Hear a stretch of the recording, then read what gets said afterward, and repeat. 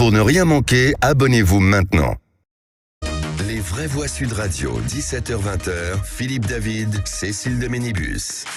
Et elles sont là, les vraies voix. On est ensemble jusqu'à 19h. Merci en tout cas de nous écouter tous les jours et en tout cas de nous appeler au 0826 300 300 avec Philippe David. Ça va, Philippe David? Vous faites une petite moue aujourd'hui. Oh non, ça va très bien. Vous l'air dubitatif. Mais non, vous êtes printanière, vous êtes en pleine forme, tout va bien. Les vraies voix ont l'air d'aller bien. À part Françoise de Gois, comme d'habitude. Mais et si vous la cherchez au bout de 2 minutes Je n'ai absolument rien dit, c'est gratuit, ça correspond évidemment pas à ce que je suis. Donc là, tu vas morfler. Il est 17h03, je peux t'annoncer que cette émission sera un enfer pour toi. Voilà. Je te dis tout de suite, direct. C'est vrai. Là, pour le coup, Philippe David, j'ai tiré le premier. Vous l'avez provoqué. Et pour rien. Et pour que dalle. Non, parce qu'elle tire toujours la première. Non, mais sur des mauvaises idées, comme si j'étais tout le temps de mauvaise humeur, c'est bien le contraire. En revanche, le fait de vous voir est quelque chose qui, par définition, me titille. Me met vraiment d'une humeur de yen. Ça la galvanise. Eh ben, si vous tiriez un coup spontanément. Non mais complètement. Tu es en train de devenir fou, toi aussi. Non, j'étais en train de dire qu'il avait tiré un coup contre vous. Non, mais vous devenez fou aussi. Alors, les amis, l'émission de Brigitte Lahaye, c'était il y a 1 heure. Donc, on a fini l'émission de Brigitte Lahaye. Oh, bien sûr, jamais avec vous. Bien sûr. Comme pas deux, que trop bien. Écoutez, en tout cas, on vous souhaite la bienvenue. Elle démarre bien cette émission. Allez direct, le sommaire de cette émission. Et on va parler plus sérieusement de harcèlement scolaire. Faut-il sanctionner les harceleurs, les membres de la communauté éducative ou les parents ou les trois? Pour l'instant, vous dites que les trois à 59%. Pourquoi ce sujet? Puisque des coups, des moqueries, des humiliations sur les réseaux sociaux. Chaque année, 700 000 enfants subissent du harcèlement scolaire en France. Une situation qui pousse parfois certains, malheureusement, à commettre le pire, comme l'INSEE, cette jeune adolescente de 13 ans, victime de harcèlement au sein de son collège, qui s'est donné la mort le 12 mai dernier. Selon le ministère de l'Éducation nationale, je cite, une première situation de harcèlement était connue et traitée, Philippe. Mais l'était-elle suffisamment? C'est la question qui se pose inéluctablement. Pour la famille de l'INSEE, les services académiques n'ont pas fait le nécessaire pour empêcher ce drame. Pour d'autres, les faibles sanctions prises à l'encontre des harceleurs sont le plus gros problème. Alors on vous pose une question, qui faut-il sanctionner selon vous? Les harceleurs, la communauté économique et éducative, les parents, les trois? Vous avez été victime de harcèlement, vous avez des proches, des enfants qui ont été ou qui sont victimes de harcèlement. On attend vos témoignages au 0826 300 300. Et pour l'instant, vous répondez les 3 à 58%. Et on va revenir aussi sur ce mot décivilisation. Emmanuel Macron a-t-il raison de parler de décivilisation? Élus, les personnels soignants, les forces de l'ordre et le Conseil des ministres, ce mercredi, Emmanuel Macron a appelé le gouvernement à être intraitable face à la montée de la violence ces derniers jours en France. Il a dit vouloir contrer le processus de décivilisation. Un concept qui, vous imaginez bien, a immédiatement fait réagir. Oui, la gauche a accusé Emmanuel Macron de reprendre un concept de Renaud Camus, adepte de la théorie du grand remplacement. Le RN félicite le président de leur avoir donné raison en employant ces termes. Seulement, l'expression date de plusieurs années, déjà reprise par la droite française. Est-ce que pour vous, on assiste à une décivilisation quand on voit qu'aujourd'hui, on peut recevoir un coup de couteau et mourir pour un simple téléphone portable? Est-ce que vous pensez que la France est en train de se déciviliser ou est-ce que vous pensez que non? Dans tous les cas de figure, le numéro de téléphone, le 0826 300 300. Pour l'instant, c'est une petite majorité de oui à 53%. Vous souhaite la bienvenue, c'est les vraies voix jusqu'à 19h. Les vraies voix Sud Radio. Philippe Bilger, le président de l'Institut de la Parole. Et la parole ici est maîtresse, cher Philippe. Comment ça va? Et absolument. Jamais vulgaire. Et ça dépend d'où elle sort. De chez qui elle sort. Vous ferez le tri, les amis. Ça va, Philippe? Très bien. Philippe, on lui a fait un petit repas, on lui a fait un petit buffet. Il est très heureux. Je ne peux pas résister. Non, mais dès que je vois quelque chose comme ça. On peut dire merci à Vincent quand même. Vincent Ferriot, qu'on en pense.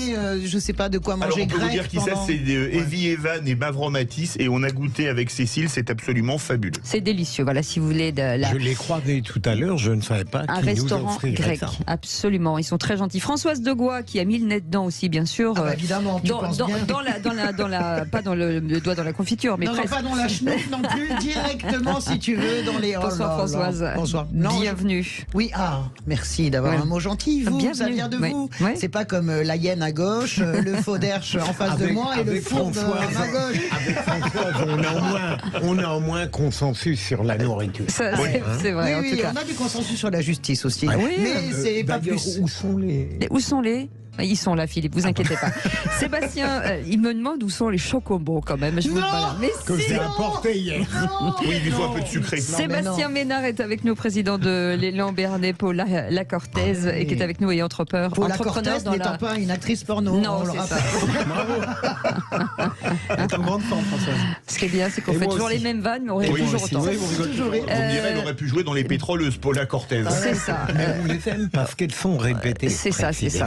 Romina est avec nous, j'adore ce prénom. Romina des Hautes-Pyrénées. Bonsoir. Bonsoir Romina. Bonsoir Romina. Bienvenue Romina. Que faites-vous dans la vie, chère Romina ? Je suis infirmière libérale. Infirmière libérale, quel beau métier. Merci en tout cas d'être avec nous. Vous allez pouvoir jouer ou qui c'est qui l'a dit. On n'arrive même plus à savoir c'est quoi le tour. C'est le qui c'est qui l'a dit. C'est rentré dans les mœurs. Qui l'a dit, ça y est, c'est définitif. Et il s'entraîne. Et bien entendu, cette nouvelle qui est tombée hier avec la disparition de Tina Turner. Écoutez ce bel hommage. Ah là là. Alors bien entendu, on entend toujours cette chanson, mais il y a des dizaines et des dizaines et des dizaines de chansons. Elle est partie hier à l'âge de 83 ans. C'est quand même une sommité. Tina Turner. On en parlera avec notre ami Yvan Cujus qui sera avec nous à 18h puisque ce soir dans le Loft il y a une spéciale Tina Turner. Absolument. Et donc en attendant tout de suite le réquisitoire du procureur. Les vraies voix Sud Radio, le réquisitoire du procureur. Philippe Bilger. Et c'est un réquisitoire contre la vie démocratique dégradée en manœuvre politicienne. C'est une question, pour une fois, que je me pose. Merci, ma chère Cécile, de me permettre de me concentrer. Non, véritablement, là, je vais être sérieux une seconde. Je me demande s'il est fatal que la vie démocratique, et je ne parle pas que de la vie parlementaire française, je parle en général, et je pense par exemple à Peggy, pour lequel la mystique se dégradait forcément en réalisme. Est-ce que la vie démocratique peut échapper aux manœuvres politiciennes ? Est-ce qu'au fond, on peut maintenir une certaine pureté, transparence de la vie démocratique sans tomber dans les magouilles, les compromis, les subterfuges, les pièges ? Et je pense par exemple à Yaël Braun-Pivet, qui est à la fois une remarquable présidente de l'Assemblée nationale, qui a du courage puisqu'elle va maintenir apparemment sa position, même si par ailleurs elle a des ambitions, de mon point de vue, un peu surestimées pour 2027. Mais est-ce qu'il est possible de demeurer intègre, fidèle, comme elle paraît l'être, dans une vie qui... Mais sérieusement, vous pensez vraiment qu'elle maintient sa position ? Non, elle a enterré ce matin chez Patrick Roger la loi Lyotte. Mais bien sûr, elle l'a enterré en première classe. Alors je n'étais pas au courant. C'était tellement évident. Mais elle a tout enterré en disant qu'elle est irrecevable et qu'elle attend qu'Éric Coquerel le fasse. Donc mais hier. Mais vous avez regardé Le Monde, bien sûr. Mais ce matin chez nous, elle a tout enterré. D'ailleurs, bravo, super interview et on fait la une de tout. Elle a dit le contraire. Évidemment, parce qu'entre les deux, il y a la pression. En plus, elle dit à Patrick Roger, non, je n'ai la pression de personne. Tout le monde rigole, bien sûr. Moi, je suis très surprise. Ce matin, j'ai parlé un peu avec elle avant l'antenne. Je suis surprise sans l'être. Je pense c'était un moment très fort où elle pouvait faire respecter vraiment les prérogatives de l'Assemblée nationale. Elle ne le fait pas pour 1000 raisons. Mais Yaël Braun-Pivet, c'est le problème, c'est que Yaël Braun-Pivet, elle passe quand même sa vie à dire j'avais pas envie de le faire, mais j'ai été obligée. Donc et surtout qu'elle avait un argument très fort sur le bureau politique qui ne peut pas décider. Sébastien Ménard. D'accord. Il y a aussi un principe de réalité partisane, quels que soient les grades, les qualités humaines et politiques de l'actuel président de l'Assemblée nationale. elle doit, rappelons-le quand même, évidemment à son mérite, son ascension au perchoir de l'Assemblée nationale, mais aussi à celui qui l'a fait député et celui qui lui a permis de succéder à Richard Ferrand, à savoir le président de la République. Donc qu'à un moment donné, elle ait une hauteur de vue personnelle qui l'honore, c'est une chose, mais il y a aussi ce principe de réalité partisane, où si effectivement la position qui est la sienne est une position plus personnelle que collective, elle se range derrière la position collective. Moi, je ne suis pas du tout d'accord. D'abord, il n'y a pas de hauteur de vue. Si vous avez entendu ce matin l'interview, c'est quelque chose d'extrêmement dur. Les propos sont absolument... Ils sont pas tenables. Bon, elle renvoie la balle à Éric Coquerel. Moi, je ne vois aucune hauteur politique dans ce qui se passe avec Yaël Braun-Pivet, alors qu'elle avait l'occasion de s'élever. Jusqu'à hier soir, quoi. Merci beaucoup, les amis. Vous restez avec nous dans quelques instants. On va revenir sur le harcèlement scolaire. Faut-il sanctionner les harceleurs, les membres de la communauté éducative ou les parents ou les trois, suite malheureusement au suicide de l'INSEE à Vendin-le-Vieil. Exactement. Vous voulez nous en parler, 0826 300 300. Et juste avant, on fera les trois mots dans l'actu. Ce sera avec Félix Mathieu. À tout de suite. Inutile de vous dire qu'avec toute cette petite, ce petit buffet là sur la table, on est assez dissipé et on est assez perturbé, hein, et on le sent.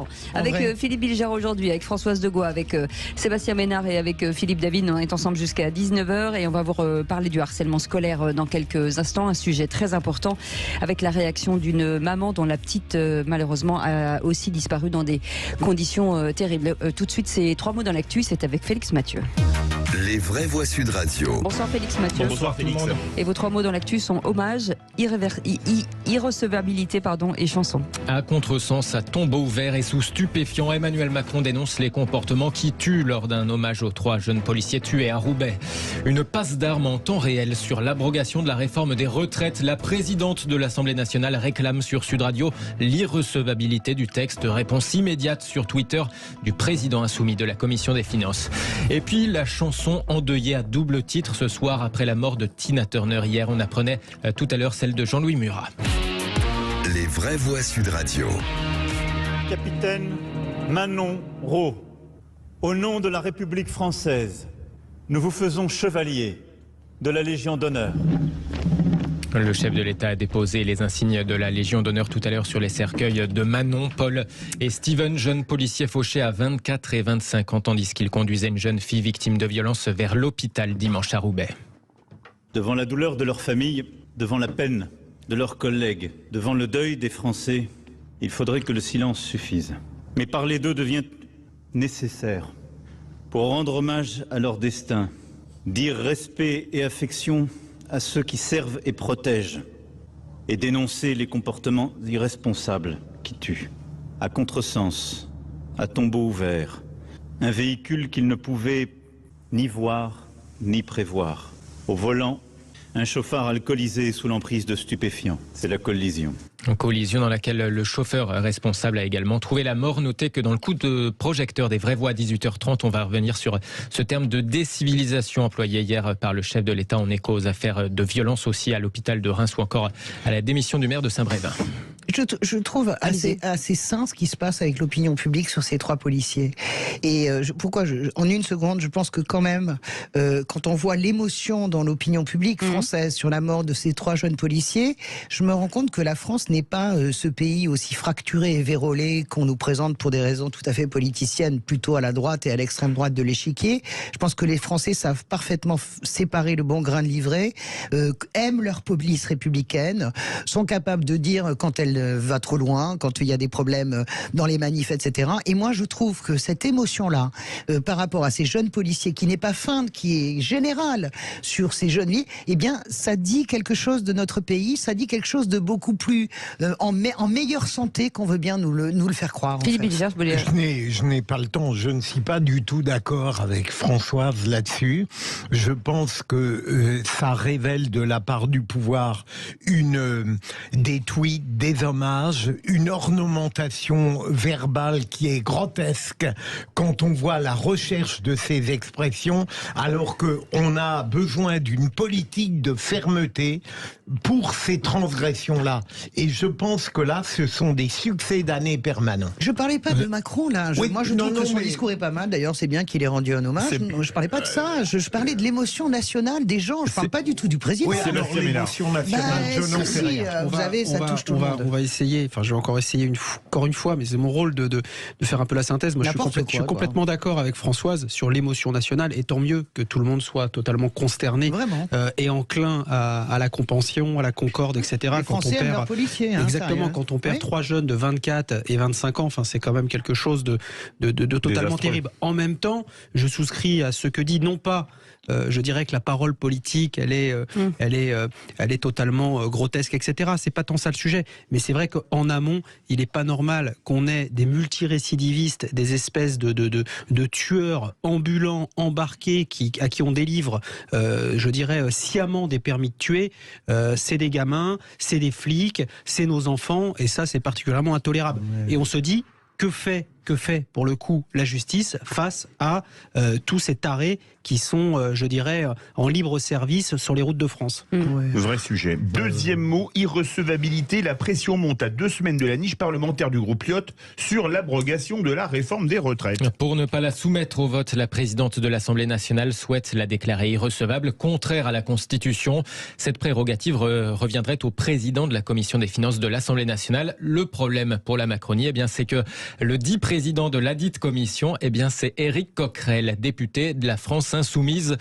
Pas de quoi décourager la présidente de l'Assemblée, Yaël Braun-Pivet, ce matin sur Sud Radio. L'article 40, c'est quoi ?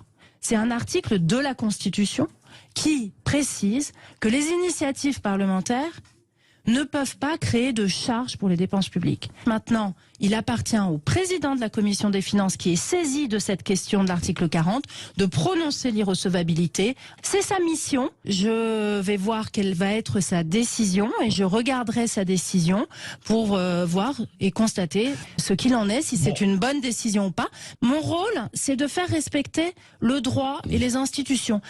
Sauf qu'Éric Coquerel, président LFI de la Commission des finances, lui a répondu en direct sur Twitter. Il faudra quand même m'expliquer cette logique qui veut que le bureau de l'Assemblée, présidé par Yaël Braun-Pivet, valide cette proposition de loi, y compris au titre de l'article 40, mais ensuite estime de façon aussi certaine qu'il me reviendrait de l'invalider. Réplique aussitôt soumise par Patrick Roger à son invité, une Yaël Braun-Pivet plutôt agacée. Les relations d'une présidente de l'Assemblée nationale avec le président de la Commission des finances ne se règlent pas sur votre radio, ne vous en déplaise. Bon, mais donc vous allez échanger avec lui, quoi. Évidemment. Voilà, un échange qui s'annonce sous les meilleurs auspices. On va rire. La présidente de l'Assemblée nationale était donc l'invitée ce matin du petit déjeuner politique sur Sud Radio. Oui, Philippe. Je lis hier soir Le Monde. Et je me réjouis parce qu'elle donne l'impression qu'elle va soutenir les droits de l'Assemblée et cette proposition de loi. Et ce matin, malheureusement, je ne peux pas écouter cet entretien que j'écoute tous les matins et j'apprends qu'elle s'est rétractée parce qu'elle a peur. D'une pire manière, enfin d'une manière très très dure. Voilà. Vraiment, en gros, de toute façon, je laisse la patate chaude à Éric Coquerel et de toute façon, cet article 40 arrivera à un moment donné ou l'autre dans les.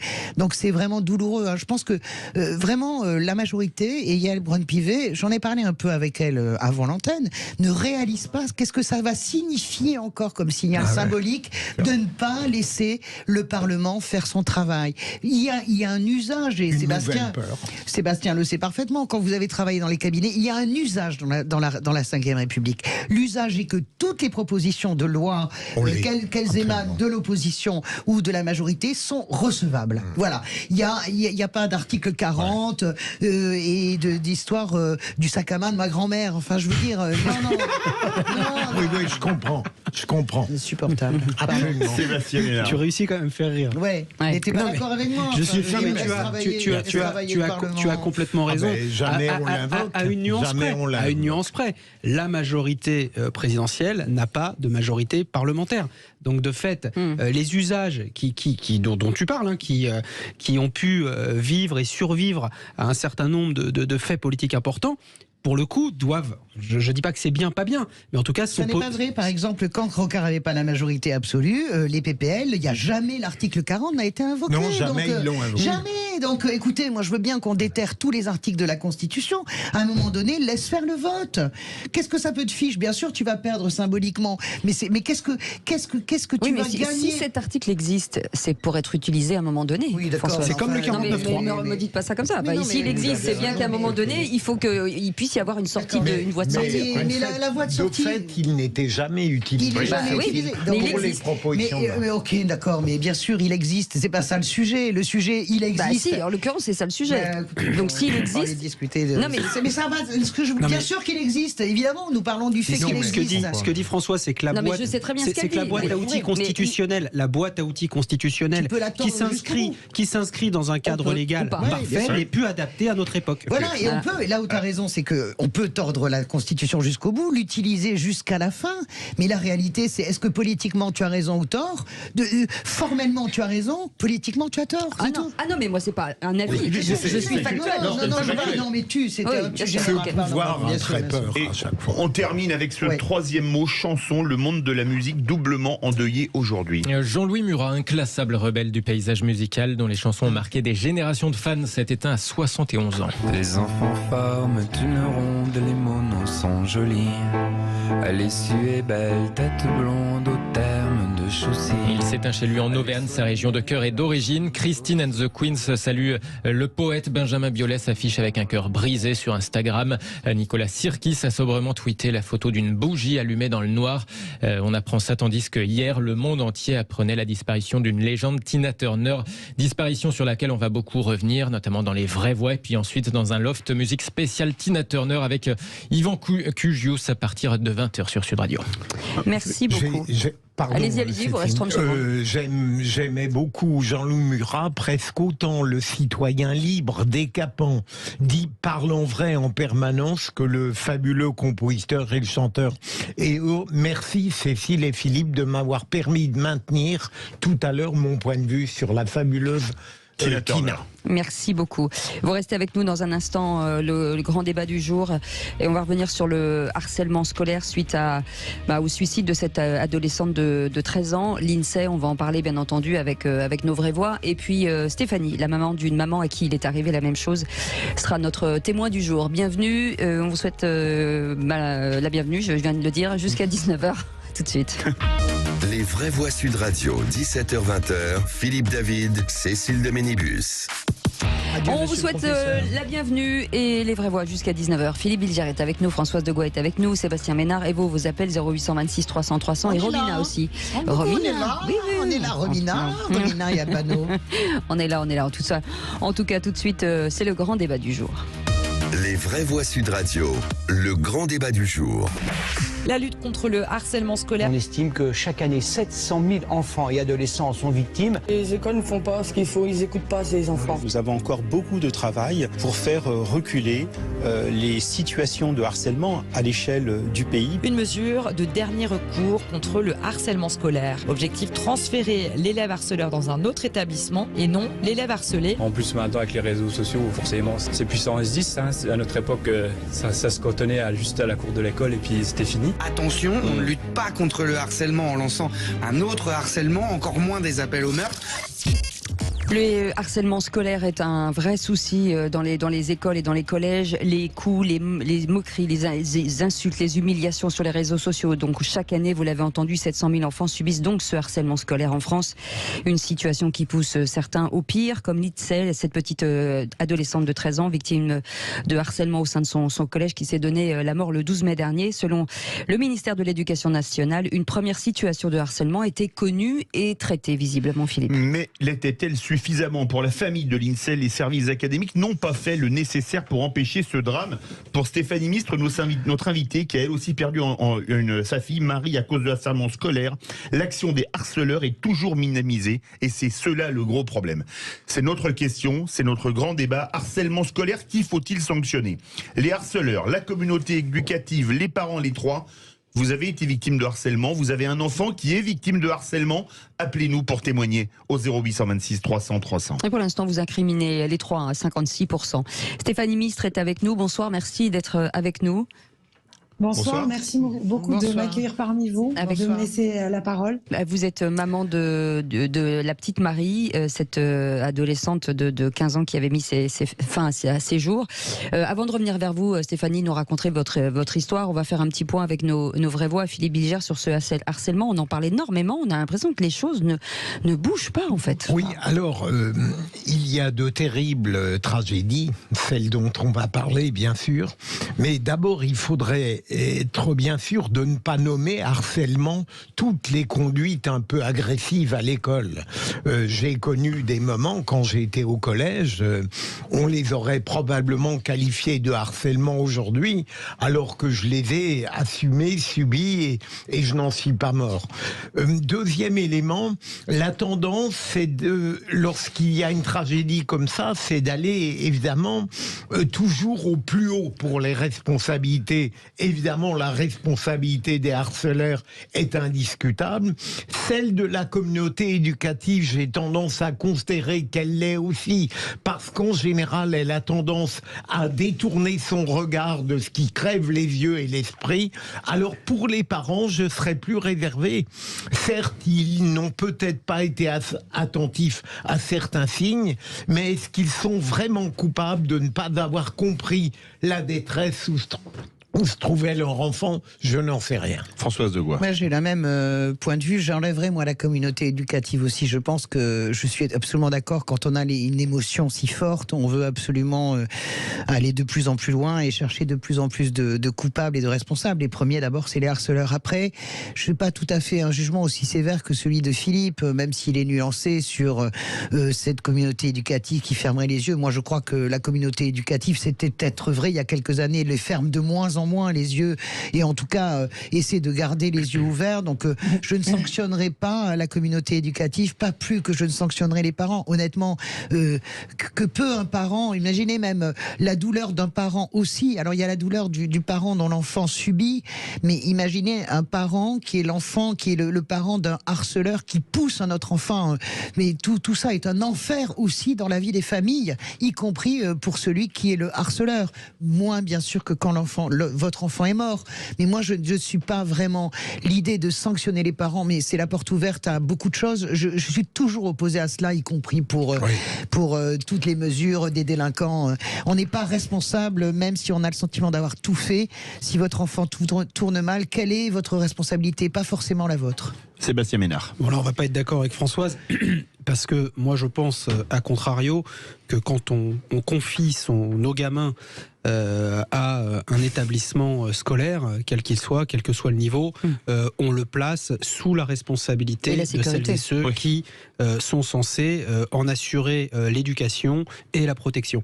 Et voilà, tu crois pas que c'est fiable? Non, mais c'est vraiment, je te pose une question parce que je comprends pas. Je crois que effectivement, le corps professoral, les encadrants détournent de moins en moins le regard. Je suis d'accord avec toi, mais malheureusement, à la marge, quand ils détournent le regard, quand les enfants ou les grands-enfants s'acharnent les uns contre les autres, ça peut conduire à des drames épouvantables. Voilà. Donc aujourd'hui, c'est là, effectivement, moi j'essaie toujours de mettre la victime au cœur de ma réflexion, au cœur de ma compassion et au cœur de mon engagement, quand je m'engage, avant de penser au harceleur, à la famille du harceleur ou au corps encadrant.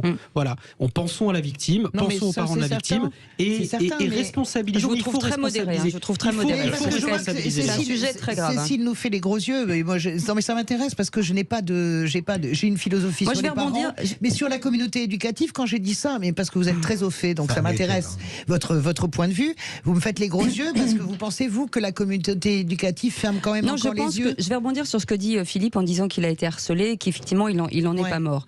Tout harcèlement, mais quel qu'il soit, à un moment donné, parce qu'on a tous peut-être été harcelés ici autour de cette table, tout harcèlement devrait être puni. Absolument. Et on ne devrait pas attendre la mort, mais tout harcèlement. Laissez-moi finir, Philippe, pour une fois. Aussi, par si exemple. On vous a harcelé, ou bizutage, si on vous a harcelé pour votre façon de parler, de machin, il y a un moment donné, je ne comprends pas que l'éducation nationale, depuis des années, explique pas les choses en disant si vous continuez, ça va mal finir. Il faut attendre des morts, mais comme tout, comme la route, des morts et des morts et des morts et des mamans et des parents qui pleurent. Je trouve qu'il y a un moment donné, donné, c'est comme quand on finit par se moquer des gens, eh ben ils finissent ou forcément ils sont touchés quelque part. Et je ne pense pas que vous puissiez pas dire à un moment donné que vous n'avez pas pleuré chez vous, que vous n'avez pas été malheureux, Philippe.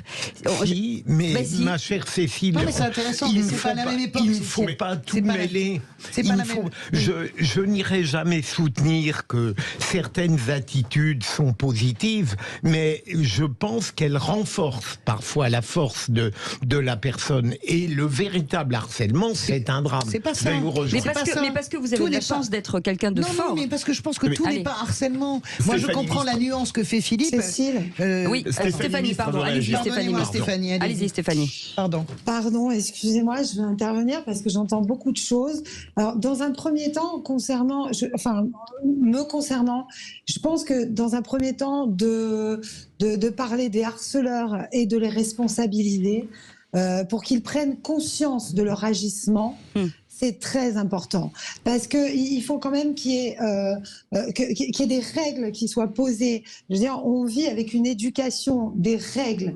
À partir du moment où je me dis où un enfant commet une erreur, on le prévient, on lui dit voilà, tu as fait une erreur. Là, tu es prévenu parce que ce que tu as fait, tu n'as pas le droit de le faire. Et la prochaine fois, quand tu le referas, ça deviendra une faute. Et une faute, c'est sanctionné. Parce que si on ne sanctionne plus les fautes, ça s'appelle le libre... Enfin, on peut faire n'importe quoi. S'il n'y a plus de règles, s'il n'y a plus de structure, que ça soit dans les collèges, dans notre société, et on en a la preuve largement de nos jours, que notre société manque de structure, de règles. Et si on laisse tout partir à volo, qu'il n'y a plus d'aucune règle, plus d'aucune structure, nos enfants vont agir dans l'impunité. Et qu'est-ce qu'on va faire comme genre d'adulte, sans règles, sans structure ?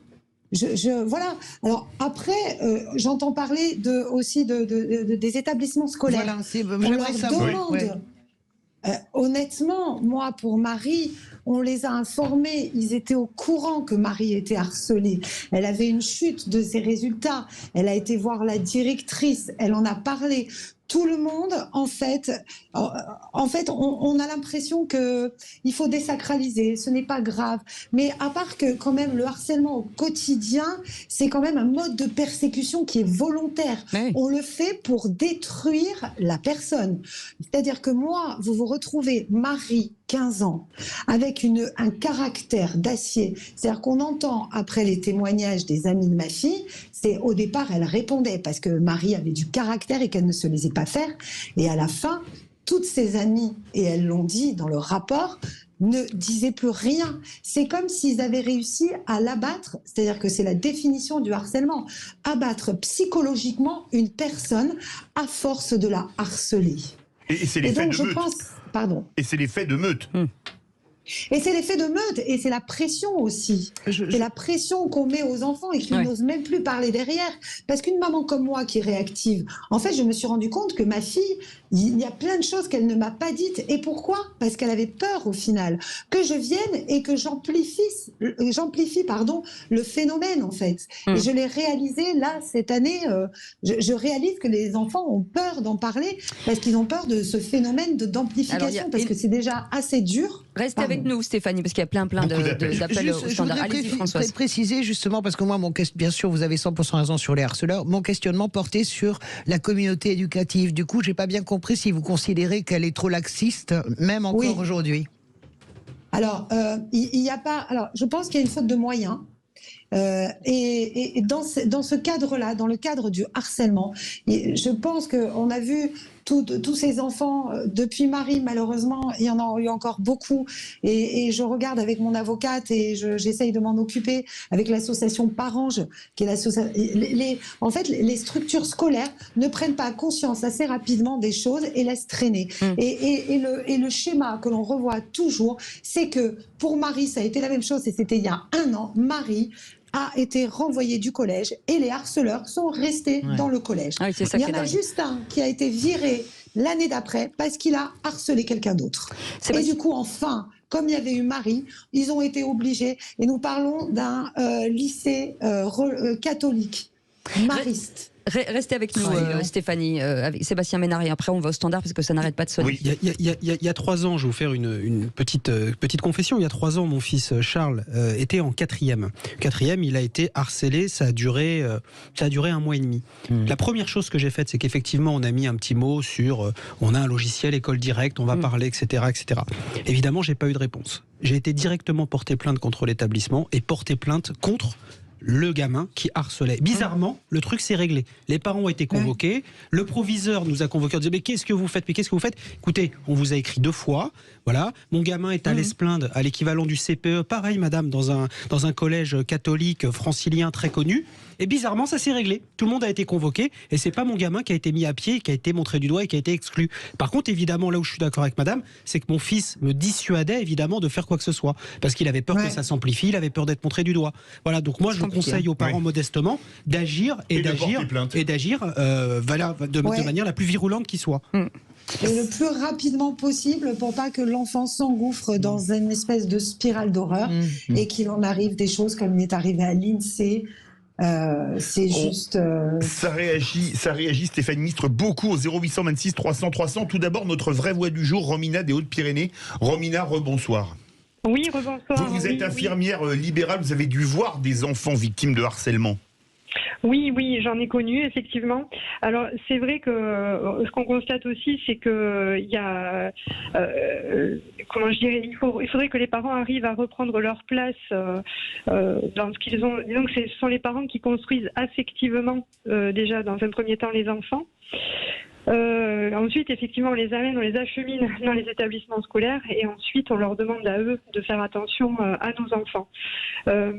Le fait de faire intervenir la justice tout de suite, alors je suis assez surprise déjà, c'est que la plainte a été prise tout de suite pour Monsieur Ménard. Il n'y a pas eu de problème pour que la plainte soit prise. Je ne sais pas si c'est le cas pour tous les parents. Voilà. Je ne sais pas. Romina, vous restez avec nous. Ça sonne au 0826 300 300. Stéphanie, juste avant de prendre Chris qui est avec nous, quel type de harcèlement pour qu'on comprenne bien ce que c'est que le harcèlement scolaire ? Alors, le harcèlement scolaire, c'est-à-dire que Marie, au quotidien, était, on lui infligeait des violences verbales. Il y a eu, et ça, je l'ai appris après, quand j'ai monté le dossier par rapport à l'avocate pour monter le dossier de ma fille, que, eh bien, il y a eu des fois, et elle ne me l'avait pas dit, comme c'est pour ça qu'hier, quand j'ai entendu sur l'INSEE, j'ai été, mais j'avais l'impression de revivre Marie. Des enfants dans une salle de sport qui sont tous autour de Marie parce que c'est un problème de surpoids de 5 kilos qui était en train de l'accabler en lui envoyant les ballons de basket dessus et il n'y a personne qui intervient, c'est une copine qui arrive parce que elle se demande ce qui se passe et il y a Marie qui est au milieu et donc voilà, c'est du harcèlement moral, physique et ça continue derrière avec le cyberharcèlement tous les soirs, avec les Snapchat et les vidéos éphémères. C'est tellement facile de se retrouver derrière un ordinateur et d'envoyer des vidéos qui ne durent pas longtemps pour faire du mal et anéantir la personne. Oui, et du coup, c'est incessant, 24 heures sur 24. Incessant. On va au standard, Philippe. Oui, Chris. Bonsoir, Chris. Bonsoir les grandes gueules. Bonsoir. Non, c'est pas les grandes gueules, c'est les vraies voix. On est parfois des grandes gueules tout de même. Excusez-moi. Vous nous appelez de Champs-sur-Marne et vous voulez témoigner sur le harcèlement. Tout à fait. Alors, je suis vraiment désolé d'entendre qu'il y a des jeunes qui ont perdu la vie et qui se sont enlevés la vie pour ça. Ça me fait vraiment très très mal. Moi, j'ai été victime d'harcèlement. À quel âge ? À partir de 11-12 ans en fait.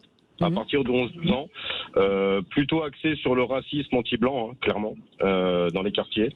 Je pouvais pas rentrer chez moi, je passais par des chemins, je ne pouvais pas où rentrer ou sortir de chez moi, en fait. Voilà. Pour faire court, voilà, je me suis mis au sport de combat très très jeune. Donc à partir de ce moment-là, on m'a retrouvé assommé dans des buissons, on m'a ramené chez moi parce que bon, ça s'était très mal fini. Donc je suis passé au sport de combat et ça a été une chance pour moi parce que j'ai réussi à avoir des titres et j'ai réussi à exceller dans mon sport à l'époque. Et pouvoir vous défendre, c'est ça. Voilà, et pouvoir me défendre. Mais il n'y avait pas l'effet de meute qu'il y a aujourd'hui, en fait. Il n'y avait pas les réseaux sociaux déjà. Il n'y avait pas les réseaux sociaux complètement et l'exposition n'était pas la même. Vous avez des enfants, Chris ? Vous avez des enfants ? Pardon ? Vous avez des enfants ?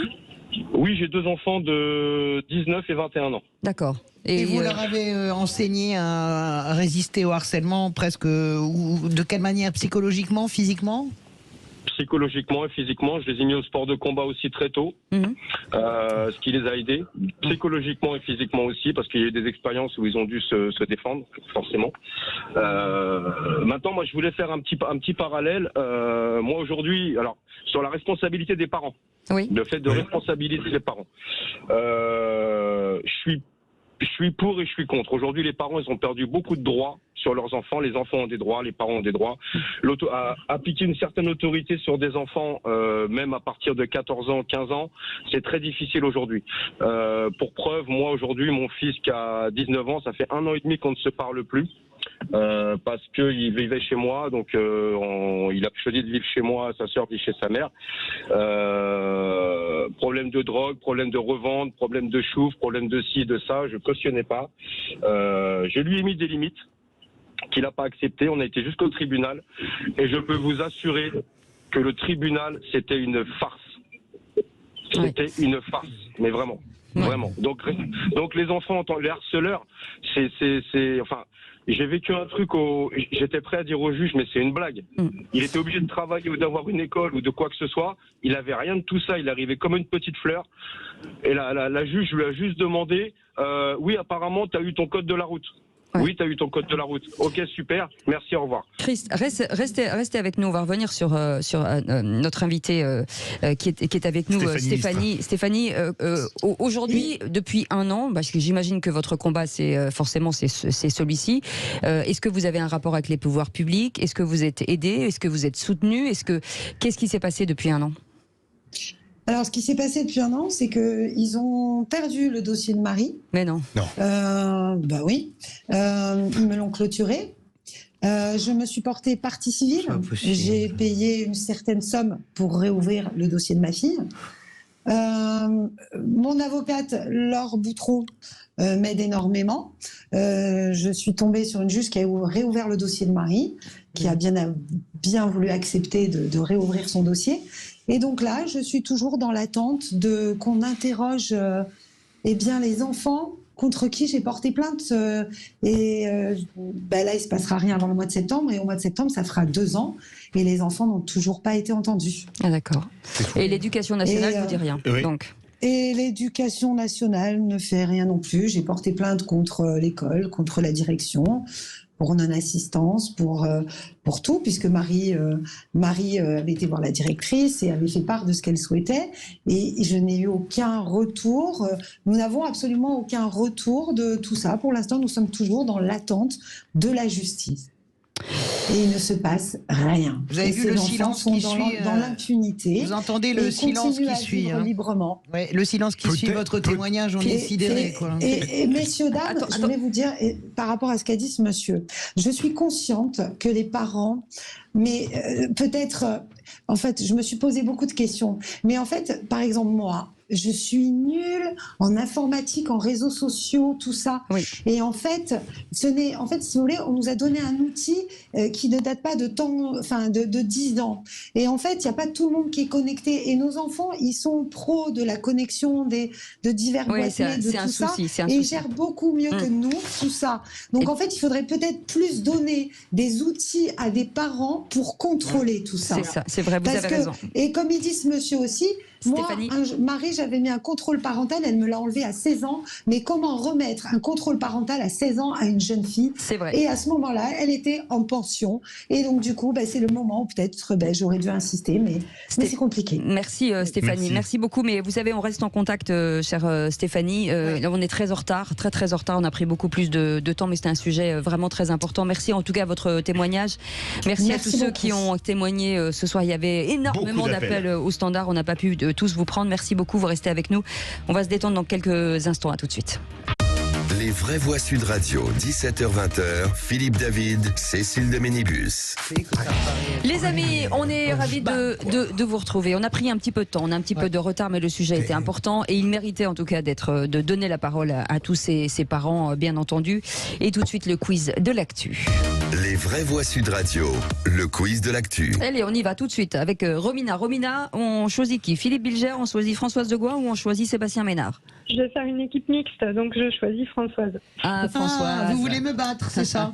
Très bien, Romina, c'est parti. Voilà, Romina, attention, qui c'est qui l'a dit? La décivilisation, c'est la barbarie. Emmanuel Macron. Non. C'est la barbarie. La décivilisation, c'est Mélenchon. Non. Le même, mais de l'autre côté. Dans le Retailleau, Ciotti. Non, vous avez dit Marine Le Pen dans le casque, Romina? Éric Zemmour, Marine Le Pen. Non. Ah non, Marine Le Pen, voilà. Ah bon, c'est elle ça. l'avait pas dit, Romina? Non, je pensais qu'elle l'avait dit aussi. Ah, mais je l'avais entendu. Allez, 2-0. Qui c'est qui l'a dit? Nommer son enfant dès la naissance, c'est décider à sa place de son identité de genre. Ah bah Sandrine Rousseau. Bonne réponse de Françoise Degois. Ah Romina, ça va, tu pleures pas? Bravo. Non, Qui je t'en c'est prie. qui l'a dit? Notre France a le visage des hommes et des femmes de devoir qui la servent. Eh ben, c'est Macron. Ouais. Macron, j'ai dit. Macron. Bonne On l'a dit en réponse. même temps. En même temps. Ouais, Un point chacun. Un Un partout. point chacun. Ouais. Allez, on y va, on y va. Partout ballonné. C'était Qui dommage, c'est magnifique. qui l'a dit? Marine Le Pen reste le meilleur perroquet de Poutine en France. Oh, C'est ça doit être peut-être, Bompard, ça. non, C'est les filles, Mélenchon. Non. Non, Mélenchon. beaucoup Non. plus. Ah non, Un ministre. Un ministre. Darmanin. Non. Attal, non. Non. Véran. Bonne réponse. Qui? Bonne. Clément Beaune. On a combien là? 5 à 3. Bah dis donc, il s'émancipe, 5-3, Clément Beaune. Oui. Ah oui, dis donc. Dis donc. Oui, mais c'est parce qu'il veut Ah, gagner ah, Paris. mais il déteste Il pense que c'est grâce à ça qu'il gagnera Paris, tu sais. Bah, il Qui a c'est toujours qui l'a été dit très sur enterré. l'utilisation du concept de décivilisation par Macron, considéré que ce serait une pure coïncidence, soit une farce, soit affligeant? Mélenchon. Non. Presque. Mais Bompard. Non. Corbière. Bonne Ouais, réponse. ouais. Je l'ai vu passer. Je l'ai vu passer en dépêche. Corbière. Qui c'est qui l'a dit On sur a le combien, transfert là des 7-3 Très Qui bien. c'est qui l'a dit sur le transfert des sans-abri avant les JO 2024? Ah oui. Macron avait fixé l'objectif 0 SDF. À défaut d'être arrivé et d'avoir vraiment essayé, il les promène. Ah, c'est pas mal. Marine Le Pen. C'est Non. bien fait. C'est Non, non. c'est Élu à Paris. C'est un Ah, mais élu. c'est pas Attal, C'est c'est pas pas Clément Dati. Beaune. Non. Non. Rachida Dati. Non, de l'autre côté. De l'autre Ah côté. bah, c'est Anne Hidalgo. Non, le logement à Paris. Ah bah oui, le gars, c'est lui. Bah qui? Le gars, Regardez, c'est lui. Comment il s'appelle? Comment il s'appelle Yann, le le logement? Comédien Brother. Brossa, Voilà, bonne réponse de Philippe Philippe Bilger. Ça va, mais de Bilger. toute façon, j'ai gagné. Yann Brossa. Black couture. Et Bon, bah, c'est 7-5. une victoire de Françoise Degois. Bravo. Un score de tennis. Ça va. Romina, désolé, on vous embrasse, vous restez avec Adi nous. Charte, On Romina. fait une petite halte et puis on revient dans un instant. Le journal, la météo et boum, c'est à nous et on recevra bien sûr notre ami Yvan Cujus pour parler de Tina Turner juste avant le coup de seum de Philippe David. Les vraies voix Sud Radio, 17h-20h, Philippe David, Cécile de Ménibus. Bienvenue pour cette deuxième heure avec toujours Philippe Bilger, Françoise Degois, Sébastien Ménard. Ça va? Vous êtes heureux? Top, super. Et en plus, on a un type qu'on adore qui vient de rentrer en studio. Oui, il porte Et une ça, vraie voix. Hein. ouais. Yvan Ah Cujus ouais. est avec Ouais, nous. ouais. Vous allez le retrouver C'est- à partir de 20h C'est ce ça. soir. Gentil. Ça s'appelle le Loft Musique. talent. Pour ceux qui ne le savent pas, il a été quand même prof de sciences, hein, De sciences de physiques. sciences physiques quand Physique, même. ouais. Voilà, C'est c'est vrai. fou. Hein. C'est vrai. On dirait pas comme ça, mais il est très cultivé. Ah oui, ce On fait c'est toujours bien, penser à Eric, Et j'aime beaucoup l'acteur son qui émission. joue évidemment dans La Famille Bélier Oui. et qui Ah ouais, on l'a apprend dit, à ça chanter aussi. à Louane. Ouais. Eric, comment il s'appelle? Il a un nom je sais pas son imprononçable, nom, il est comme extraordinaire. le mien d'ailleurs, oui, Voilà, on se non, ressemble non, pour ça. non, et il me fait beaucoup penser à ça. En tout cas, on aime beaucoup Yvan Cujus et Ah, vous c'est venez trop pour gentil. une occasion très particulière, forcément. C'est partagé, merci beaucoup. D'une grande Tina. dame qui est partie hier. Oui, Tina Turner, effectivement, qui a 83 ans a quitté la scène et voilà, qui incarne dans la reine du rock comme elle s'était faite surnommer et qui a un petit peu comme ça, voilà, prôné sur cette musique pendant des dizaines d'années, des décennies, avec un parcours absolument incroyable de résilience. Voilà, Oui, c'est une vie bosselée quand même. Une vie bosselée, Ouais. cabossée s'il en est. Elle a été violentée par son mari, avec qui d'ailleurs elle a connu la gloire, d'abord avant de connaître la gloire elle-même toute seule. Et ça a été d'ailleurs d'ailleurs le plus gros comeback de l'histoire de la musique mondiale, puisque à force, et d'ailleurs ça a été certainement une des raisons qui a fait son succès solo, c'est que quand elle a quitté son mari, Ike à l'époque Turner, elle a dû éponger les dettes qui étaient liées à la résiliation des contrats. Voilà, et elle s'est lancée dans une carrière solo avec le succès qu'on lui connaît. Avec ce passage, moi j'adore, parce que j'ai tout Philippe, allez-y. Je pourrais placer mon truc. Oui, bien sûr. Avec ce moment où elle éponge des dettes, elle joue dans les cabarets, elle joue dans les boîtes à New York, il y a un type qui va lui tendre la main qui s'appelle David Bowie. Roger Davis, et David Bowie qui va la voir, qui amène Mick Jagger, qui finalement l'a fait renaître aussi d'une certaine manière. Elle renaît à 45 ans, effectivement, et puis voilà, Private Dancer est vraiment l'album de son comeback, voilà, qui est un carton monumental, et puis elle amène cette énergie quand même totalement étonnante sur scène, cette jeunesse éternelle. J'ai scrupule à parler après Yvan, mais j'en parlais à l'instant avec Françoise, ce qu'il y a de fabuleux dans cette vie, c'est qu'on a tous les sentiments qu'on retrouve dans les grands romains. La souffrance, le succès, la maltraitance, la résilience, la chute, la résurrection, une intensité amoureuse fabuleuse, jamais ridicule, une artiste, une danseuse, une puissance extraordinaire. Et je trouve, pour terminer là-dessus, Cécile, le duo érotico-variété le plus excitant de l'histoire de la chanson, Mick Jagger et elle, c'est fabuleux. Extraordinaire. C'est vrai.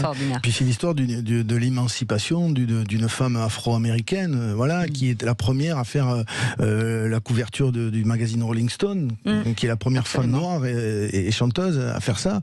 Donc elle incarne tout ça, cette réussite et cet espoir et cette force. Puis c'est tout à l'image aussi d'une famille de chanteuses de jazz dont elle descend, Aretha Franklin, Betty Smith, etc. Et puis il y a les descendantes aussi d'elle, Tina Turner, Beyoncé, Alicia Keys, etc. Donc elle incarne vraiment quelque chose d'extrêmement important dans l'histoire de la musique mondiale. Elle a changé sa vie grâce à sa conversion au bouddhisme, on peut quand même le dire. Absolument. Et elle s'en est sortie d'ailleurs de cette séparation grâce à ça. Grâce à ça, elle a changé sa vie et elle disait, elle détestait The Best, elle trouvait qu'elle n'aimait pas cette chanson. Et un jour, elle est en tournée, elle s'arrête dans un bled paumé, tu sais, comme tu peux les imaginer, au milieu du bar. Et il y a une femme qui sort et qui lui dit, Taina, vous avez sauvé ma vie avec cette chanson. Et elle s'est mise à aimer cette chanson qu'elle n'aimait pas au départ. En tout cas, on vous retrouve à partir de 20 h, Yvan Cugus. On fait une spéciale pendant 1h30. 1h30. Et ce sera tout à l'heure. Avec grand bonheur. On ne parlerait pas de Murat. Allez. On l'évoquera évidemment, il nous a quittés aujourd'hui, Jean-Louis Murat. Merci beaucoup Yvan Cugus, et tout de suite le coup de cœur de Philippe David. Les vraies voix Sud Radio.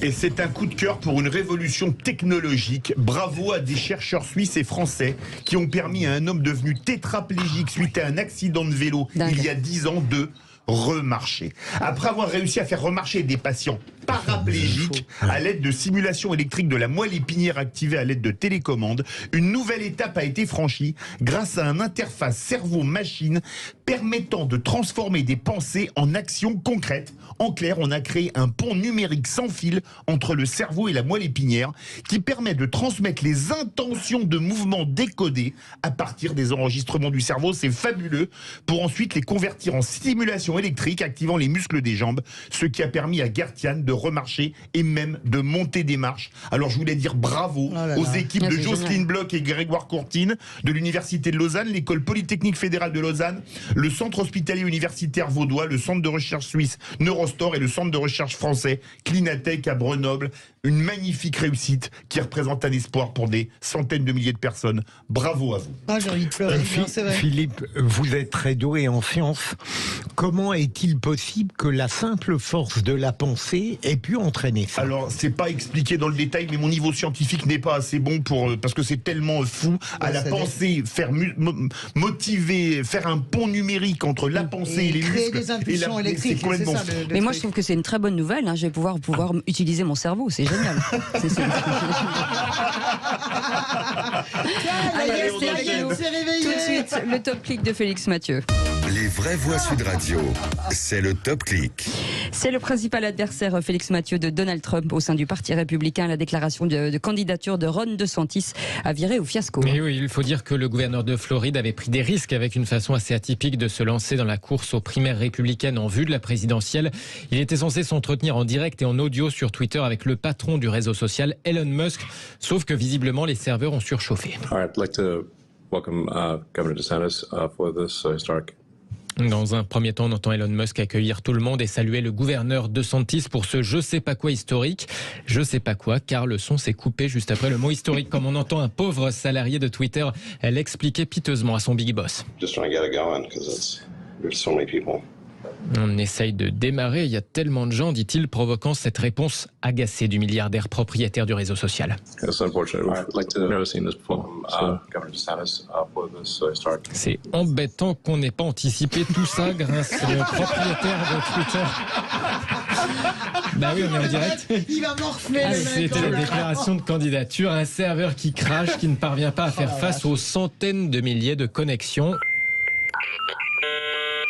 Bon, ça c'est nous qui le rajoutons. Le pire c'est que ça a duré plusieurs heures. Alors pas de cadeau, les adversaires du gouverneur de Floride s'en donnent à cœur joie depuis. Le compte Twitter du président Joe Biden a par exemple partagé tout à l'heure un lien vers son site pour donner de l'argent à sa campagne de réélection.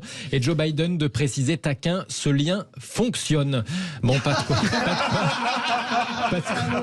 Forcément pas de quoi relancer la campagne du républicain. Ça aurait pu être un truc à la Bilger. Bilger, ah, ce lien fonctionne.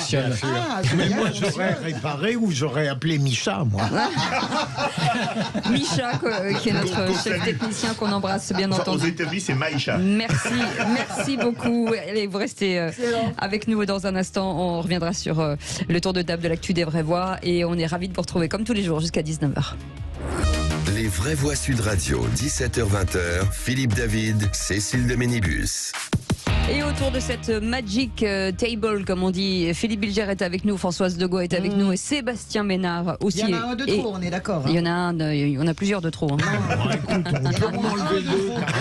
Oui, il n'y en a pas assez. Enfin, il y en a un de trop, évidemment. C'est toujours le verre à moitié plein ou à moitié vide. On se demande bien de qui je veux parler. Ouais, c'est bien. Vous regardez. Je ne sais pas. Vous voulez dire celui qui met des tailles XXXXL?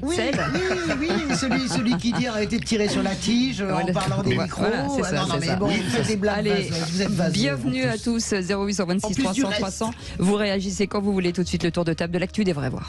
À quoi tu penses? Je pense que quand on mettra les cons sur orbite, t'as pas fini de tourner. Non, moi je crois qu'il faut que vous arrêtiez d'essayer de dire des trucs. Le tour de table De l'actualité.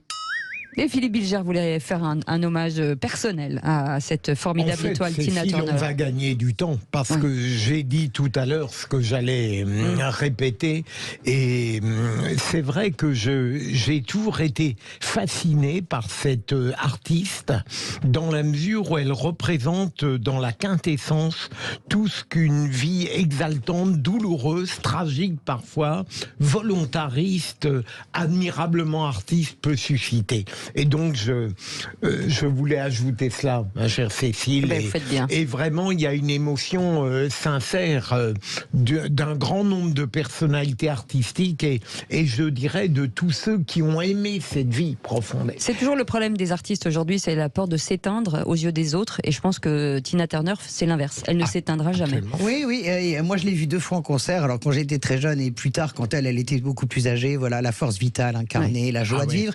Et c'est la seule qui est capable de rassembler en un seul tweet Éric Coquerel et Jean-Philippe Tanguy du Rassemblement National. Non, mais une telle unanimité, il y a quand même quelque chose quand même qui est exceptionnel, de transversal, qualité populaire.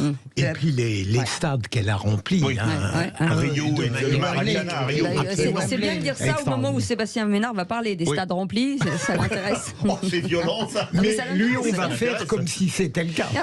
Non, Qu'est-ce moi, que t'es méchant, sur Tina en fait. Turner, j'ai une pensée très affectueuse pour ma maman qui était allée probablement l'applaudir une quinzaine de fois. Et qui était très triste, ce matin quand elle a appris qu'effectivement l'une de ses idoles, on peut dire ça, adulée, préférée, était partie. Bon, une belle vie quand même. Hein. Oui, une belle vie quand même. Allez, Françoise Degois, le manifeste des comédiens de doublage et des jeux vidéo pour appeler le pays justement à lutter contre l'intelligence artificielle. Incroyable parce que soutenu par Jean Dujardin, ils ont utilisé le Festival de Cannes pour se rassembler. Pourquoi ? Parce que ils se retrouvent face à un danger qu'ils ne comprenaient pas et qu'ils ont vu sous leurs yeux, de l'intelligence artificielle qui est en passe peut-être de les remplacer. Je m'explique, il y a beaucoup de comédiens qui ont reçu des contrats émanant d'une start-up pour faire des enregistrements de voix et l'objet était à des fins de recherche. Et en en creusant, ils se sont rendus compte en réalité que il y a plusieurs startups aujourd'hui dans le monde qui enregistrent des voix pour pouvoir reproduire la voix humaine et pour pouvoir faire des doublages. Et là, les comédiens ont réagi et les artistes de jeux vidéo également en disant rien n'est plus puissant que l'émotion d'une voix humaine et que on ne peut pas la reproduire. Mais la réalité, c'est que le travail est lancé de l'intelligence artificielle pour reproduire les voix humaines. Et le comble, c'est Dark Vador, vous savez, Je suis ton père, qui a signé un contrat post-mortem qui autorise maintenant les producteurs de la suite éventuelle de Star Wars à utiliser sa voix post-mortem. Donc les acteurs réagissent et c'est bien que Jean Dujardin leur apporte leur soutien. Et ça m'a beaucoup touché, Françoise, votre choix de sujet, parce que moi qui suis passionné par les vieux films, je me souviens comme si c'était hier ou des doublages de gens, Kirk Douglas, John Wayne, extraordinaire, Glenn Ford, on les identifiait. C'était quelque chose de fondamental. Sébastien Ménard, pareil. J'ai envie de vous demander si vous aimez les films sur les gladiateurs. Non, mais c'est vrai, c'est vrai. Celui qui a doublé.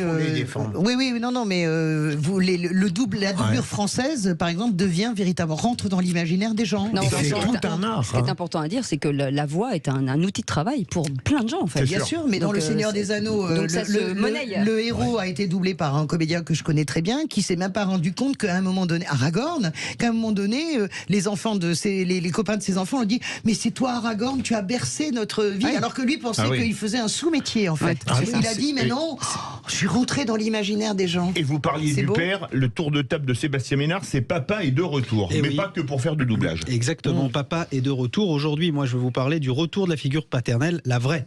Celle que l'on a connue, celle qu'on a admirée et que certains tentent aujourd'hui d'abattre à grands coups de wokisme et de déconstruction, qui est une destruction.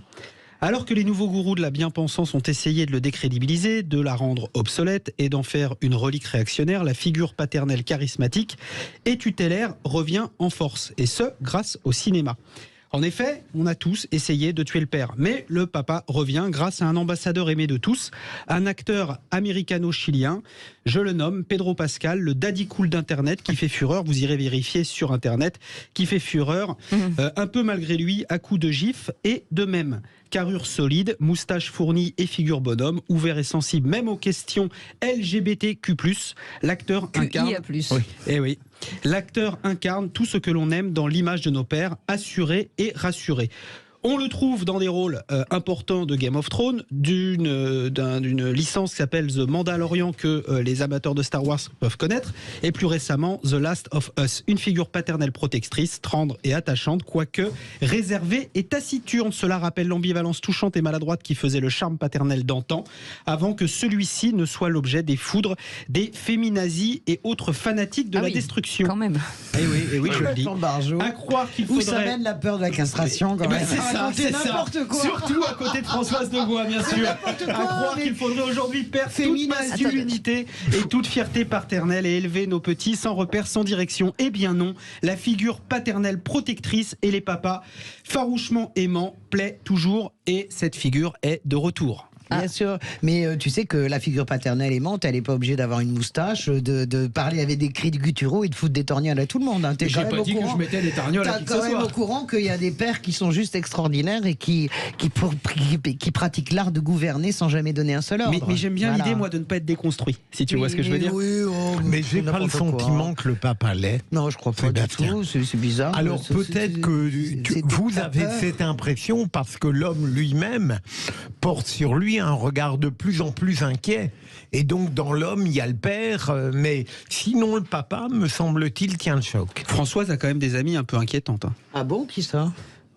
Mais de qui tu parles ? Je fais référence au rousseauisme. Mais c'est pas mon ami, Sandrine Rousseau. Faudrait qu'on en parle d'ailleurs. N'importe quoi. C'est pas mon amie, Sandrine Rousseau, mais elle dit pas que des conneries. Ségolène Royal, elle a jamais déconstruit ça. Elle serait même plutôt de ton côté. Hein. C'est un peu la mère tape dure, hein. Très copine avec Cécile de Mélibus, évidemment. Ah bon, Cécile ? Non, mais son surnom, c'est la mère tape dure. Non, mais c'est des figures qui se ressemblent, moi, que j'aime beaucoup. Je ne suis pas amie avec. Elle veut dire qu'on peut avoir le même caractère sur moi, je suis très très ami avec Ségolène Royal, mais absolument pas avec Sandrine Rousseau. Tu vois, tu mélanges tout, c'est la folie macroniste, l'amalgame macroniste. Allez, vous restez avec nous dans quelques instants. On va parler de ce mot, décivilisation. D'abord, qu'est-ce que ça veut dire? On vous expliquera certainement, c'est important de le dire. En tout cas, ce sont les mots de Emmanuel Macron ce matin à l'hommage des policiers. On va en parler justement pour comprendre pourquoi il dit ça et pourquoi surtout que voulait dire ce livre dont on parlera aussi de Renaud Camus, et forcément ça fait réagir dans l'opposition. On en parle dans quelques instants, à tout de suite. Bienvenue les amis, ce sont les vraies voix jusqu'à 19h. Françoise. Philippe Bilger est avec nous, Françoise de Gaulle est avec nous, Sébastien Ménard est avec nous. Tout de suite le coup de projecteur des vraies voix. Les vraies voix Sud Radio, le coup de projecteur des vraies voix. Et donc pour dénoncer la montée de la violence ces derniers jours dans le pays, Emmanuel Macron a réclamé l'intransigeance du gouvernement sur tout type de violence verbale ou contre les personnes. Pour le chef de l'État, un objectif à atteindre, celui de contrer le processus de décivilisation en France. Des propos qui ont fait réagir Philippe. Oui Cécile, à gauche on reproche au président d'avoir employé un concept repris par Renaud Camus, classé à l'extrême droite. À droite on partage l'inquiétude du chef de l'État. L'expression fait polémiquer pour cause. Élaborée dans les années 30 par un sociologue allemand, la décivilisation est aujourd'hui un concept phare du penseur Renaud Camus, que je viens de citer d'ailleurs.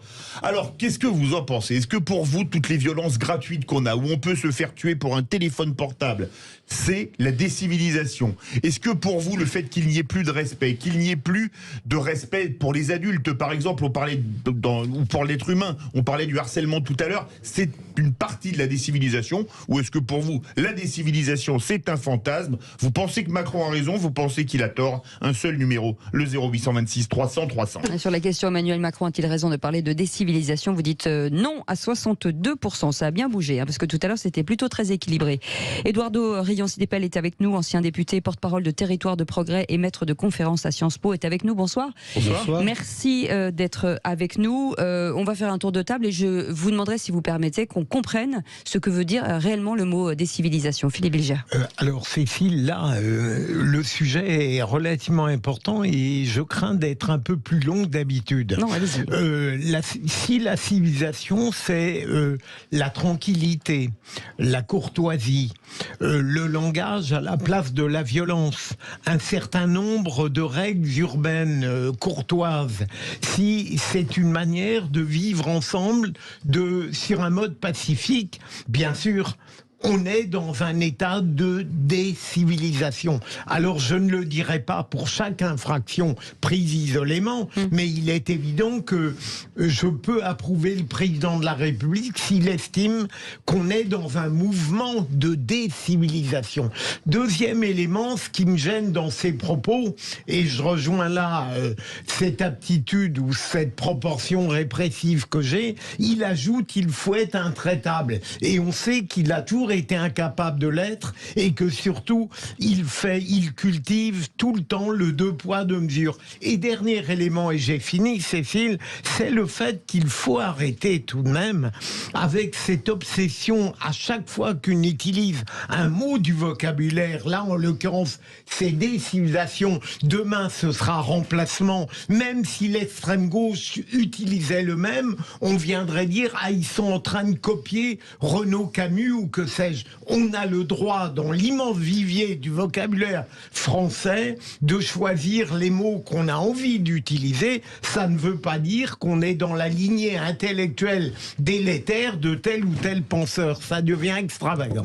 Vous savez très bien que si, et vous savez très bien qu'Emmanuel Macron est trop intelligent pour ne pas choisir ce mot à dessein. Décivilisation, ça voudrait dire que nous serions quasiment dans un processus de décadence. La décivilisation, c'est ce qui précède la barbarie. Donc double faute d'abord d'Emmanuel Macron. La première faute, c'est une faute politique. Bien sûr, Eduardo, mon camarade, va me rappeler que ce concept a été inventé par la gauche. Mais de la même manière, la bataille culturelle a été inventée par Gramsci, grand penseur visionnaire communiste italien, tué par les fascistes parce qu'emprisonné par Mussolini.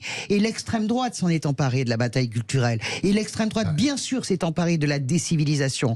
Et puis, donc, parler de décivilisation, bien sûr, c'est un immense immense clin d'œil à la droite la plus radicale et à l'extrême droite. Il le fait exprès. Moi, ça me fait un peu mal au ventre. Voilà un homme qui a été élu à 2 reprises pour barrer la route de l'extrême droite et qui pense qu'il est plus malin que l'extrême droite et que, en reprenant des concepts vaseux qu'il ne maîtrise même pas, le même qui nous disait il n'y a pas de civilisation française. Il y a 4 ans, on nous explique qu'il y a une décivilisation de civilisation française. Je suis désolé, et de civilisation française.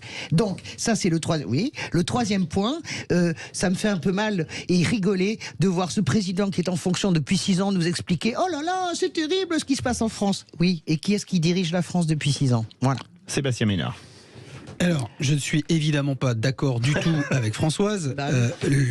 Que peut-on dire quand on voit des jeunes gens massacrés à coups de Kalachnikov dans des quartiers plutôt paisibles de Marseille, pour autant qu'il y en ait encore?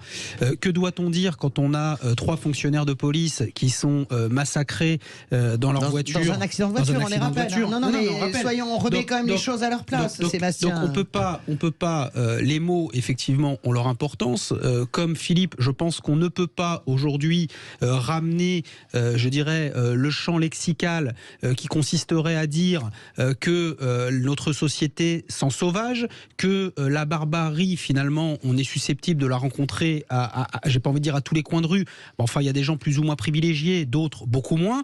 Voilà. Aujourd'hui, on n'est pas obligé d'être d'extrême droite, ce qui n'est pas mon cas, et personne ne pourra me faire ce procès-là, de dire que la société s'en sauvage, la société se barbarise, et que, oui, on assiste à une décivilisation, pas que de la France, mais je dirais d'une partie de l'humanité. On va donner la parole à Édouard Dorian-Sipel. J'ai vérifié, Emmanuel Macron avait bien dit il n'y a pas une culture française, il y a une culture en France. Il n'a pas parlé de civilisation. Dans un autre discours, il parle de la civilisation française. J'ai cherché sur française. Google et il n'a pas trouvé. Édouard Dorian-Sipel, est-ce que pour vous il y a une décivilisation en France? Moi, je suis ravi de ce débat. Parce que ça nous permet, à travers ce mot du président de la République, je rappelle qu'il a juste dit un mot qui a été rapporté par la presse. Il n'a pas écrit une thèse ni un livre sur le sujet, jusqu'à nouvel ordre. Mais ça permet de populariser et de faire connaître ce grand sociologue allemand, qui est peut-être le plus grand sociologue du XXe siècle, Norbert Elias, qui a écrit en 1939, il publie Le processus de civilisation, et qui a donné suite par lui-même et surtout par ses disciples ou par des gens qui travaillent dans sa lignée, à l'idée de décivilisation que lui-même introduit dans un texte qui s'appelle Les Allemands à la fin de sa vie en 1989, dans lequel il cherche à comprendre comment une société, un pays comme l'Allemagne, qui est le plus civilisé, le plus avancé culturellement, tombe dans le nazisme, qui est un processus d'effondrement de la civilisation et d'un retour à une violence pure, sans limite, avec la destruction que nous connaissons. Pourquoi je trouve que c'est juste en partie, si on veut essayer d'aborder les choses sérieusement, et si en plus on peut mettre une dose de sciences sociales dans le monde politique et dans le débat public français, c'est génial, parce que je pense que c'est le grand impensé, le grand angle mort des partis politiques, et en particulier de la gauche dont je proviens, d'avoir oublié qu'il y avait du social au sens où l'entendait le fondateur de la sociologie moderne, le français Émile Durkheim. Pourquoi c'est intéressant, je pense, de parler de décivilisation, même si je ne crois pas du tout à une décadence de notre société, de notre pays, de l'Europe. Je pense qu'on a des périls devant nous, mais je trouve que c'est intéressant sur le plan national, la décivilisation, parce que c'est une alerte que lance le président de la République, et ça a le mérite d'exister et de réfléchir. C'est que quand on prend le cas de figure terrible, tragique, de l'accident de voiture par ces 2 individus qui étaient sous cannabis, puis sous alcool, et qui ont tué 3 policiers, dont le conducteur s'est tué lui-même. Pourquoi on peut parler de quelque chose qui a à voir avec la pensée de Norbert Elias en matière de décivilisation? Parce qu'il considère que la civilisation, le processus de civilisation, c'est justement le fait que la société, du fait des interdépendances qui existent chez les individus, ça fait que nous créons des autocontraintes nous-mêmes pour limiter les actes de violence envers nous-mêmes, parce que nous avons besoin les uns des autres pour faire société. Et là, précisément, dans ce cas précis qu'on voit tous les jours et qu'on discute avec vos auditeurs, c'est ce relâchement-là des pulsions, de la violence. Ce relâchement de l'autocontrainte qu'ont les individus. Quand on prend une bagnole et qu'on va conduire, on doit aussi penser aux autres. Donc c'est un peu le signe de cet individualisme qui pousse justement, peut-être pas à la barbarie, peut-être pas encore à la décivilisation, mais à un relâchement des pulsions, parce qu'on a du mal à considérer l'autre comme devant être respecté, on pense qu'à sa gueule, quoi. Et c'est ça peut-être le début, non pas de la barbarie, mais d'un relâchement de l'autocontrainte qui font que les individus se respectent et qui fait que la société est possible. Et deuxième plan, et c'est plus important et plus dangereux, je pense que la question de la décivilisation, elle me semble importante pour essayer de comprendre ce qui se passe au plan géopolitique. Parce que si ce que fait M. Poutine avec sa guerre contre l'Ukraine, si ce n'est pas un processus de décivilisation qui est en cours avec le retour de la guerre meurtrière de type Seconde Guerre mondiale, alors je ne sais pas ce que c'est. En face, nous avons la Chine. Ce n'est pas la décivilisation, mais c'est un autre modèle de civilisation que le nôtre. Que disent les Chinois ? Vos histoires d'humanistes, vos histoires des Lumières, vos histoires de droits de l'homme et de démocratie, c'est pas l'histoire de la civilisation de la Chine. Nous avons d'autres normes à proposer au monde entier et à nous-mêmes, et on va pas dépendre de vos histoires, de votre modèle de civilisation démocratique, tolérante, et humaniste, fondée sur les Lumières, donc sur la connaissance qui a permis la sociologie. Vraiment. Donc là, je crois que si on veut analyser tranquillement, sans polémique, sans démagogie, je pense qu'il faut vraiment revenir à la question de la civilisation, et qu'on se demande pourquoi quelqu'un comme Edgar Morin, il y a une dizaine d'années, disait qu'il faut une politique de civilisation. Mais oui, mais pas celle-là. Je crois que c'est le rôle des pays européens et en particulier de la France. Je ne suis pas persuadé qu'il faille invoquer Norbert Elias pour des banalités de ce genre. Je veux dire, on comprend bien que depuis quelques années... C'est sciences sociales, cher Philippe, c'est de révéler les banalités de l'existence quotidienne dans la société. Je ne les tourne pas en dérision. Dont on fait tous l'expérience. Je ne les tourne pas en dérision. Je dis qu'il est évident qu'au fil des années, on peut constater en effet que le collectif donne lieu plutôt à une autarcie individuelle et que l'individu ne se fixe plus aucune limite. Il n'y a pas besoin d'invoquer Norbert Elias. Et en même temps, c'est assez faux parce que je finis juste là-dessus. Et d'autre part, Emmanuel Macron, en utilisant ce concept, en semblant l'appliquer à des actes qui viennent de se dérouler, peut-être donne une ampleur excessive à ce concept, alors que j'y crois profondément. En tout cas, on y bascule. En revanche, pour terminer juste, je voudrais aussi déconstruire, c'est-à-dire dénoncer la récupération idéologique par des intellectuels réactionnaires comme Renaud Camus, ce détournement frauduleux de l'idée de décivilisation telle qu'elle est inspirée et produite par les sociologues et les penseurs à la suite de Norbert Elias, parce que là c'est un détournement qui est le signe plutôt d'une faiblesse de la gauche qui n'arrive même plus à prendre les meilleures armes intellectuelles qu'elle a à ses dispositions dans la connaissance du monde social pour essayer justement de contrer les idéologues réactionnaires qui détournent des civilisations, qui détournent d'autres concepts et qui font du mal. Premièrement, d'abord Edgar Morin, moi j'ai travaillé beaucoup avec lui sur les politiques de civilisation, c'est Ségolène Royal qui les a lancées, donc tu tombes très bien, évidemment rien à voir avec tout le yaïus et le charabia que tu fais en défense, si tu veux, complètement disjoncté, désazimuté au sens premier de l'azimut, de ce concept de décivilisation. Tu nous parles des nazis mélomanes, parce que c'est ça Norbert Elias. Georges Steiner a enchaîné là-dessus, si tu veux qu'on aille sur les sciences sociales, sur le paradoxe des nazis. Mais le paradoxe des nazis, mais les mélomanes, c'est pas du tout ça le sujet. Tu nous parles d'un accident de bagnole où 3 enfants sont morts et t'arrives à la Chine. De l'autocontrainte, mais l'autocontrainte, ça n'a rien. Et je pense qu'il y a un sujet dans la société d'aujourd'hui. Écoutez-vous, parce que là, l'auditeur, ça n'a rien à voir avec la décivilisation, ça n'a rien à voir ce que tu mélanges. Et alors, en plus, avec la Chine qui considère qu'elle a une civilisation qui est 3 fois millénaire, ça n'a rien à voir même avec nos droits de l'homme. Donc, tu peux pas, dans une espèce de salmigondis de la pensée, et Poutine et la guerre en Ukraine, ça vous rappelle pas la barbarie nazie? Mais Poutine et la guerre... l'effondrement de la civilisation, c'est juste parce qu'il n'a pas les moyens d'aller plus loin pour le moment. Non, moi je crois pas du tout. Je crois pas du tout que Vladimir Poutine soit dans une stratégie industrielle d'élimination d'un peuple. Là, excuse-moi de te le dire. Il a dit de parler de dénazification quand même de l'Ukraine. Non, mais moi je te parle pas de ça. Je pense pas du tout. Je déteste Vladimir Poutine. Je pense que c'est le retour de la violence, de la guerre, donc de la décivilisation. Mais elle n'a jamais quitté le territoire européen. La guerre, c'est la décivilisation. On dirait que tu fais comme si la guerre en Yougoslavie n'avait pas existé. Moi, je l'ai couvert. C'est la décivilisation aussi. C'est bon. Allez, Sébastien Ménard. Il n'y a aucun argument qui tient debout. C'est incohérent. C'est vraiment. Non, c'est incohérent. Ce qui est intéressant, c'est qu'on intellectualise ici ce soir des choses. Non, mais je dis pas que c'est pas bien, mais des choses qui sont simples. Les gens sont de plus en plus cons, de plus en plus dangereux avec eux-mêmes, avec les autres, et que ça a des conséquences de plus en plus graves. Tu dis con, mais parce que, alors je pourrais le dire autrement. Les gens sont cons. Oui. Non, tu crois que c'est un argument je peux le dire si tu veux autrement. Les gens sont de plus en plus individualistes. comme l'a dit Eduardo, les gens sont quelque part, de plus en plus quelque part, très perso, c'est tout pour leur gueule, sans nécessairement quelque part considérer, apprécier les vraies conséquences que ça peut avoir sur les autres, parfois mortifères, et les conséquences que ça a sur la société. Et quand on en est à ça, voilà, quand on en est à ce niveau-là, oui, on peut dire que on ne fait plus société, et si on ne fait plus société, on ne fait plus civilisation. Voilà. Je rappelle juste un mot de Norbert Elias qui permet aux gens peut-être de comprendre un peu sa pensée, parce qu'il cherchait surtout à dépasser la contradiction ou l'opposition société-individu. Il a cette phrase formidable, il a un livre qui s'appelle La société des individus, je recommande à tout le monde. Il dit, il n'y a pas d'individu sans société, il n'y a pas de société sans individu. On dépend l'un de l'autre. Et c'est là-dessus, dans cette interdépendance, que se créent des relations.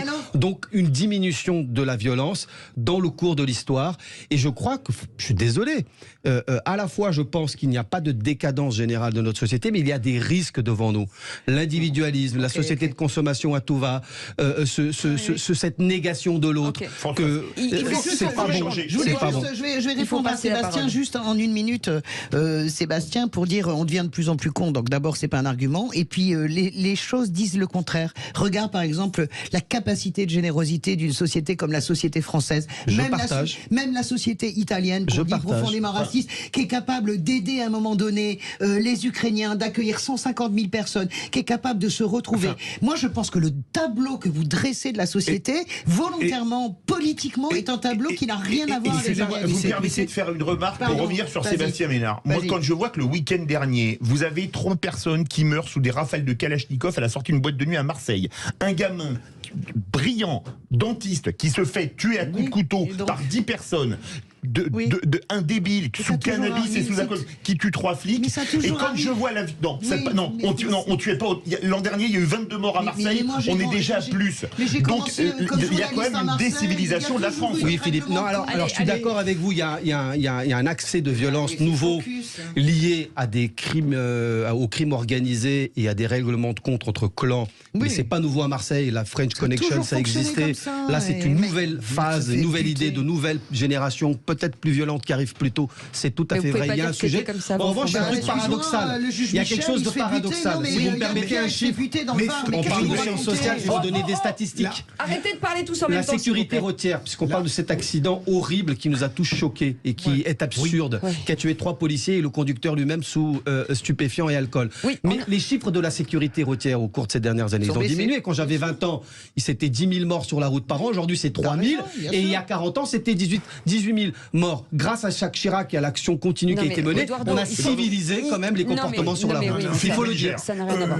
Je n'étais pas d'accord avec ça. Que globalement, les choses ont diminué. Que globalement, ça veut dire que globalement, la société fait le boulot. Mais bien, on réduit la barbarie. Qu'est-ce que ça aurait été s'il était député? Il parlerait encore plus. Mais Françoise, moi je crois que votre point de vue n'est pas contradictoire, paradoxalement, avec le sentiment d'une totale décadence. Je ne crois pas du tout à la décadence. Non, mais moi j'y crois, et c'est pour ça que j'aurais préféré un terme décadence, mais évidemment il était trop connoté réactionnaire pour Emmanuel Macron.